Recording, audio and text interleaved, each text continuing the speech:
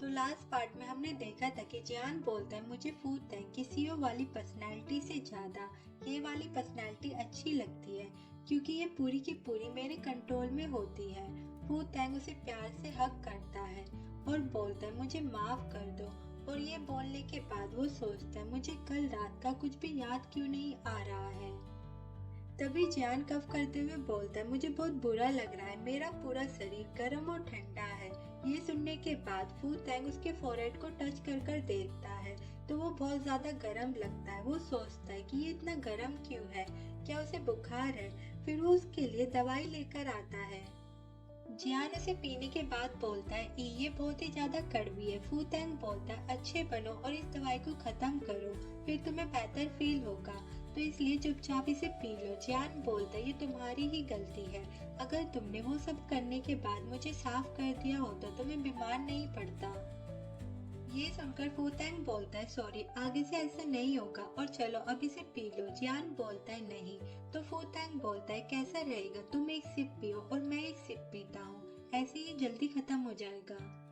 ये सुनकर जियान बोलता है ठीक है और फिर हम देखते हैं कि वो दोनों ऐसा ही करते हैं। फू तेंग उसे पीने के बाद बोलता है देखो मैं करवाट बांट रहा हूँ, क्या इससे आपको कुछ अच्छा फील हुआ। और फिर वो जियान को वो बॉल देते हुए बोलता है मैंने अपना पहले ही पी लिया है, अब आपकी बारी है। ये सुनकर जियान सोचता है ऑनेस्टली बोलो तो फू तेंग का ये वाला वर्जन मुझे बहुत अच्छा लगता है क्योंकि ये मुझे प्रोटेक्ट करता है, मेरा ख्याल रखता है, यहाँ तक कि पेशेंटली मुझे दवाई पिलाने के लिए मनाता है। मैं चाहता हूँ कि ये मुझे हमेशा ऐसे ही पकड़े रखे और ऐसे ही प्यार करता रहे। फिर वो फू तेंग से बोलता है हनी आप तो बीमार भी नहीं हो तो आपको दवाई पीने से कोई मदद ही नहीं मिलेगी। तो फू तेंग बोलता है तुम्हें इतना दुखी देखकर ऐसा लग रहा है जैसे मैं बहुत बीमार हूँ। ये सुनकर तो जियान ब्लश करने लग जाता है और फिर वो पूरी की पूरी दवाई एक बार में ही पी लेता है और फू तेंग को बाउल दिखाते हुए बोलता है देखो मैंने पूरा खत्म कर दिया। ये देखकर फू तेंग स्माइल करता है और उसके सर पर हाथ रखकर बोलता है गुड बॉय, इससे तुम्हें जल्दी बेहतर होने में मदद मिलेगी और चलो अब थोड़ा आराम कर लो।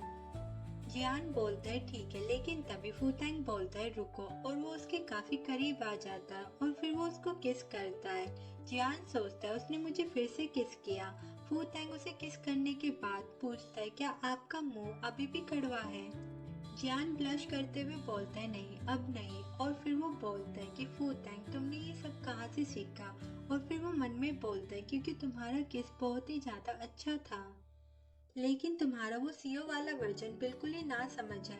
लेकिन तुम तो एकदम स्मूथ और प्रैक्टिकल हो। तभी फू तेंग बोलता है कि आपको सच में लगता है कि मुझे ये सीखना पड़ा, लेकिन मैं आपको बता दूं कि जब आप किसी की परवाह करते हो तो आपको बस ये समझ में आता है कि आप उससे प्यार करना चाहते हो और उनकी रक्षा करना चाहता है, उन्हें अच्छा फील कराना चाहता है और ये सब चीजें नेचुरल रूप से आती है।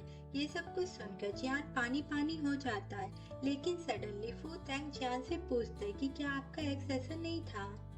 ये सुनकर जियान शॉक्ड हो जाता है और गुस्से से सोचता है एक्स माय फुट, किस एक्स की बात कर रहे हो, वो जिसे तुम बीएफ कह रहे हो, असल में तो वो बस एक घमंडी सीओ फू तेंग था जो मुझे रात को भूखे भेड़िया की तरह खा गया। आई होप आपको ये स्टोरी अच्छी लग रही होगी, अगर नहीं लग रही तो प्लीज कमेंट करके बताएं।